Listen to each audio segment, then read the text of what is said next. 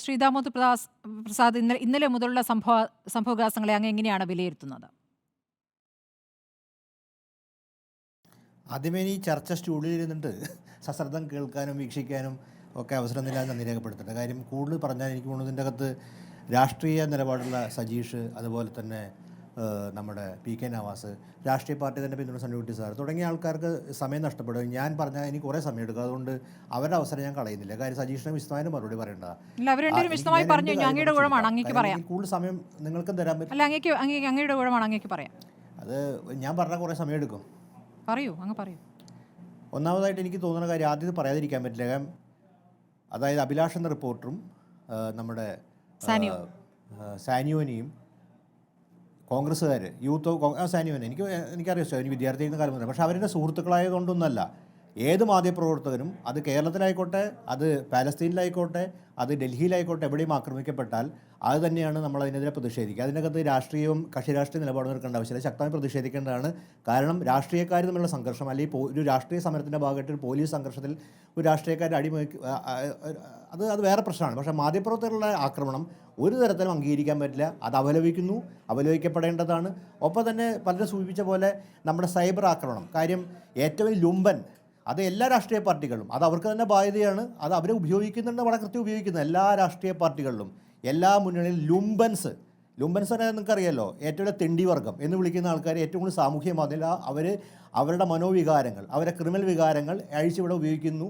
അത് ഒരു രാഷ്ട്രീയ പാർട്ടി വരില്ല, പക്ഷേ അത് അവർക്ക് തന്നെ ബാധ്യതയാണ്. ഇത് പല രാഷ്ട്രീയ നേതാക്കൾ സൂചിപ്പിച്ചിട്ടുള്ള കാര്യം. അപ്പോൾ അങ്ങനെ ആൾക്ക് നിരന്തരമായിട്ട് നടത്തുന്ന ആക്രമണത്തിൻ്റെ വേറൊരു പ്രത്യക്ഷീകരണമാണ് ഫിസിക്കൽ വയലൻസ്. അത് എല്ലാ രാഷ്ട്രീയ പാർട്ടികളും ചെയ്യാറുണ്ട്. അപ്പോൾ അത് നമുക്ക് അറിയാവുന്ന കാര്യം. അത് നമ്മളെന്താ വെച്ചാൽ എപ്പോഴും അവലപിക്കും, പക്ഷേ ഒരു രാഷ്ട്രീയ പാർട്ടിയും അത് നിയന്ത്രണം വിധേയമാക്കില്ല. കാര്യം ഇത്തരം ലുംബൻസാണ് അതിൻ്റെ സ്ട്രക്ചറിൻ്റെ അകത്ത് നിൽക്കുന്നത്. ഈ ലുംബൻസാണ് അതിൻ്റെ ബഹുഭൂരിപക്ഷം. ഈ സൈബർ അണികൾ എന്ന് വിളിക്കുന്ന ലുംബൻസ്, ആവർത്തി അടിയവരായിട്ട് ലുംബൻസ്. ഞാൻ ലുംബൻ എന്ന് പ്രയോഗിക്കുന്നത് 1848 വർഗ്ഗസമരത്തെക്കുറിച്ച് മാർക്സ് ലുംബൻസിനെ കുറിച്ച് പറഞ്ഞ അതേ നിർവചനത്തിലാണ് ലുംബൻസ് എന്ന് വിളിക്കുന്നത്. അപ്പോൾ ആ ലുംബൻസാണ് അധികം ഉള്ളത്. അപ്പോൾ അത് പറഞ്ഞിട്ട് കാര്യമില്ല. അതെല്ലാ രാഷ്ട്രീയ പാർട്ടികളും നമ്മൾ പലപ്പോഴും കണ്ട്. കാര്യം അവരാണ് ഈ സൃഷ്ടിക്കുന്നതിൻ്റെ വേറൊരു പ്രത്യക്ഷീകരണമാണ് കാണുന്നത്. രണ്ടാമത്തെ കാര്യം നമ്മളെ സംബന്ധിച്ചിടത്തോളം ഇതിൽ എം വി ഗോവിന്ദൻ മാഷ് പറഞ്ഞൊരു യാഥാർത്ഥ്യമുണ്ട്. ഗോവിന്ദൻ മാഷ് പറഞ്ഞ കാര്യം വളരെ ശരിയാണ്. ആ ശരിയെന്ന് പറയുന്നത് ഇന്ന് രണ്ടുപേർ, ഗോവിന്ദൻ മാഷിൻ്റെയും കെ സി വേണുഗോപാലും പറഞ്ഞ കാര്യം. ഗോവിന്ദൻ മാഷ് പറയുന്ന ഒരു സംഘർഷത്തിൽ രാഷ്ട്രീയ നേതാക്കൾ ഇതുപോലെ സംഘർഷം ഏൽക്കേണ്ടി വരുന്നു. ആ സമയത്ത് അതിൻ്റെ കോൺസിക്വൻസ്, പബ്ലിക് ലൈഫിലെ കോൺസിക്വൻസ് ഉണ്ട്. നമുക്കത് സ്വാതന്ത്ര്യ സമരം കാണുന്നതാണല്ലോ. പക്ഷേ അന്നൊന്നും ആരും പരിഹസിച്ചിരുന്നില്ല. അതായത് രാഷ്ട്രീയ ശത്രുവിനെ നമ്മുടെ ശത്രു രാജ്യത്തിലെ സൈനികരെ പോലെയല്ല ജനാധിപത്യത്തിൽ കാണുന്നത്. പക്ഷേ ആ ഒരു പ്രവണത സമീപകാലമായിട്ടുണ്ട്. അതിനൊരു കാരണം എനിക്ക് തോന്നുന്ന കാരണം തീർച്ചയായിട്ടും സജീഷിനെ പോലുള്ള ആൾക്കാരെ സംബന്ധിച്ചിടത്തോളം അവരെ പ്രധാനപ്പെട്ട നേതാക്കളാണ് അവർ, യുവജനേതാക്കൾ. അവർക്കൊരു വലിയ പ്രശ്നമുണ്ട്. കാര്യം കഴിഞ്ഞ 10 വർഷമായിട്ട് അവർക്ക് കൂടുതൽ അവർ ഇന്നോവ കാറിലൊക്കെ സഞ്ചരിക്കുന്നത്. അവർ ശരിക്കും ഈ ഇടതുപക്ഷ വിദ്യാർത്ഥി സംഘടനകളും യുവജന സംഘടനകളും സമരരംഗത്ത് ഉണ്ടാവേണ്ടവരാണ്. അവർ കഴിഞ്ഞ 10 വർഷപ്പുറത്ത് സമരം ചെയ്യാൻ കാര്യങ്ങളൊന്നുമില്ല. അവർക്ക് മുഖ്യമന്ത്രിയെ ന്യായീകരിക്കുക, സർക്കാരിനെ ന്യായീകരിക്കുക തുടങ്ങിയാണ് അവരുടെ ഉത്തരവാദിത്തമാണ്. അവർക്ക് പിന്നെ ഡൽഹിയിലും ഭോപ്പാലിലൊന്നും പോയി ഒരു ഫാസിനെ സമരം ചെയ്യാൻ നമുക്കറിയാം. കേരളത്തിലാണ് ഒരു സമരം ചെയ്യുന്നത്, അവിടെ പോയിട്ട് സമരം ചെയ്യാൻ അവർക്ക് പറ്റില്ല. അപ്പോൾ അവരെ സംബന്ധിച്ചിടത്തോളം ഈ യൂത്ത് കോൺഗ്രസ്സുകാരും ഷാഫിയും നടത്തുന്ന വലിയ സമരം കാണുമ്പോൾ അവർക്ക് സ്വയമായിട്ട് ഈർഷ്യയുണ്ടാവും. കാര്യം അവർക്കൊന്നും ചെയ്യാൻ പറ്റുന്നില്ല. അതുകൊണ്ട് അവർക്ക് ചെയ്യാൻ പറ്റുന്നൊരു കാര്യം എത്രയും പെട്ടെന്ന് പ്രതിപക്ഷത്താവാൻ നോക്കുകയും പ്രതിപക്ഷത്തുകൊണ്ട് സമരം മുന്നോട്ട് കൊണ്ടുള്ള ഒരു പുതിയ കാര്യം ആലോചിക്കുകയായിരിക്കും. കാര്യം അവരെ സംബന്ധിച്ചോളം ഇപ്പോൾ കഴിഞ്ഞ 10 വർഷമായിട്ട് പോലീസുകാരെ താലോലിക്കുകയാണ്. അപ്പോൾ ആ നിലയിൽ എനിക്ക് തോന്നുന്നു ഷാഫിക്ക് അനുകൂലമായ ഒരു കാര്യം എന്ന് പറയുന്നത്, ഷാഫി കേരളത്തിൽ ഇടതുപക്ഷം തന്നെ സ്പോൺസർ ചെയ്യുന്ന നേതാവായി മാറി. കാര്യം ഷാഫിയുടെ കഴിഞ്ഞ കാലത്ത് ഗ്രാഫിൻ്റെ ഉയർച്ച നോക്കുകയാണെങ്കിൽ നിരന്തരമായിട്ട് CPM-ൻ്റെയും പ്രത്യേകിച്ച് DYFIയുടെയൊക്കെ ആക്രമണത്തിന് വിധേയമാവുകയും വിമർശനം വിധേയ ശേഷം ഷാഫി ഒരു താരായി മാറി. ഷാഫി കേരളത്തിൻ്റെ സുപ്രധാന താരമായി മാറിയിൽ ഇടതുപക്ഷ വിദ്യാർത്ഥി യുവജന സംഘടന പങ്കിനെക്കുറിച്ച് എനിക്കൊരു ഗവേഷണം നടത്തേണ്ടതാണ്. കാര്യം അവർ ചെയ്യുന്ന ഓരോ കാര്യങ്ങളും ആത്യന്തികമായി ഷാഫിയുടെ പോപ്പുലാരിറ്റി വർദ്ധിക്കുകയാണ്. ഷാഫിയെ പോലെ പുതിയ ജനറേഷൻ നേതാവിന് ഒരു DYFI നേതാക്കൾക്ക് അത് പറ്റുണ്ടാവില്ല. വളരെ വിദഗ്ധമായിട്ട് തൻ്റെ ഗ്രാഫ് ഉയർത്താനറിയാം.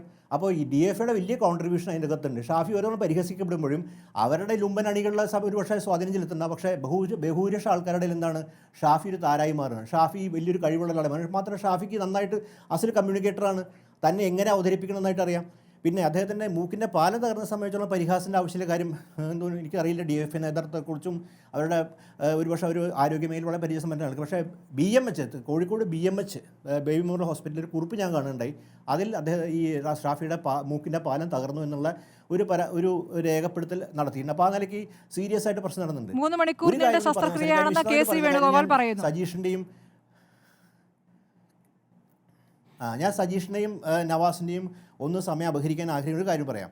ഞാൻ കോളേജ് പഠിക്കുന്ന കാലത്താണ് കരുണാകരൻ്റെ ഭരണകാലം. നിഷ്ഠൂരമായ പോലീസ് അതിക്രമത്തിൻ്റെ കാലമാണ്.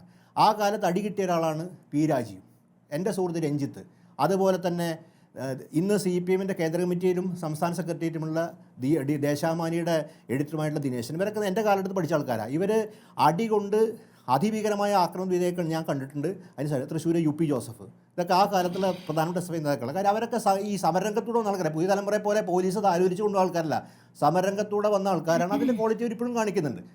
ആ ആൾക്കാർ കേരളത്തിൽ രാഷ്ട്രീയം ഉയർന്നു വന്നത് ഈ സംഘർഷത്തിലൂടെയാണ്. അത് പക്ഷേ പുതിയ തലമുറയിലെ SFI-ക്കാർക്കും DFI-ക്കാർക്കും അത് ഒരു അജ്ഞാതമായ ചരിത്രമുള്ള കാര്യം. 10 വർഷത്തെ അധികാരത്തിലാണ് അവർ. അപ്പോൾ ഈ കാലഘട്ടത്തിലൂടെ ഉയർന്നു വന്നു വെച്ചാൽ അവർ അപ്പം അന്നൊന്നും തന്നെ ആ കാലഘട്ടത്തിൽ ഒരാളും അവരെ പരിഹസിച്ചായിട്ട് എൻ്റെ അറിയില്ല. പക്ഷേ ആ കാലം സൈബർ മീഡിയ ഇല്ല, ആ കാലം പരിഹസിച്ചായിട്ടല്ല. പക്ഷേ ആ കരുണാകരൻ നിഷ്ഠൂരമായിട്ടുള്ള പോലീസ്, അതൊരു ഗുണ്ടാ പോലീസ് നമ്മൾ കാണുന്നത്, ആ ഗുണ്ടാ പോലീസിൻ്റെ തനിയാവർത്തനം നമ്മൾ കഴിഞ്ഞ കുറച്ചു കാലമായിട്ട് കാണുന്നുണ്ട്. അതേ എനിക്ക് വളരെ കൃത്യമാണ് കരുണാകരൻ്റെ കാലത്തെ പോലീസ് റഷീം എങ്ങനെയാണ്. അത് ജയറാം പടിക്കലിൻ്റെ തുടർച്ചയാണ്, അത് പുലിക്കോട്ട് രാഘവൻ്റെ തുടർച്ചയാണ്. ആ പോലീസുകാർ ഇപ്പോഴും ഉണ്ട്.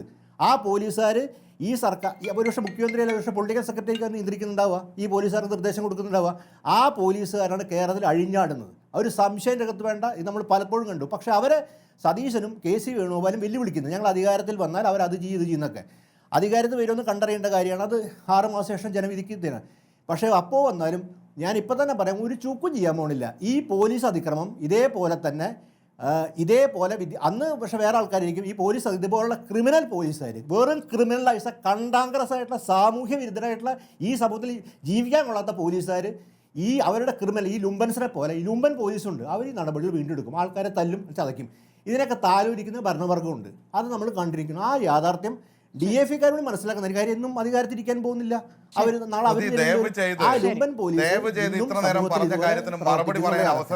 ശരി, ഇടവേളയ്ക്ക് ശേഷം ഇതൊരു ചർച്ചയാണ്. സജീഷ് എന്നെ പഠിപ്പിക്കേണ്ട, സജീഷിന് സമയം തരും.